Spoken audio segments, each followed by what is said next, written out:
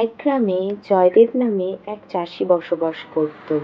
তার স্ত্রীকে গ্রামের সকল বাচ্চারা খুব ভালোবাসতো। তাদের দুজনকেই সবাই জয়দেব কাকু আর অর্চনা কাকি বলেই চিনত।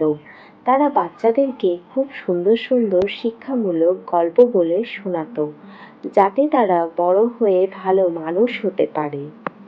কিরে বাচ্চারা, কেমন আছিস তোরা? তোদের পড়াশোনা কেমন চলছে? শোন, ভালো করে পড়াশোনা করলে তোরা বড় হয়ে একজন প্রতিষ্ঠিত মানুষ হতে পারবি। সেই সঙ্গে বাবা মায়ের সকল ইচ্ছে পূরণও করতে পারবি। হ্যাঁ কাকু, আমাদের সকলের পড়াশোনা খুব ভালো চলছে। না না কাকু, বিশ্ব কিন্তু আগের দিন স্কুলে গিয়ে স্যারের কাছে বকা খেয়েছিল পড়া করেনি তাই। কেন রে বিশ্ব, তুই তো পড়াশোনায় কত ভালো, তাহলে স্যারের কাছে বকা খেলি কেন? আসলে কাকি, বিশ্বর তো কদিন আগে খুব শরীর খারাপ হয়েছিল, ওই জন্য ও মনে হয় সেদিন স্কুলে পড়া করে যেতে পারেনি। মন্টি হয়তো সেটা জানে না, ওই জন্য ও এই কথা বলছে।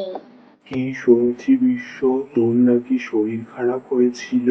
তা আমাদেরকে তো একবার বলবি।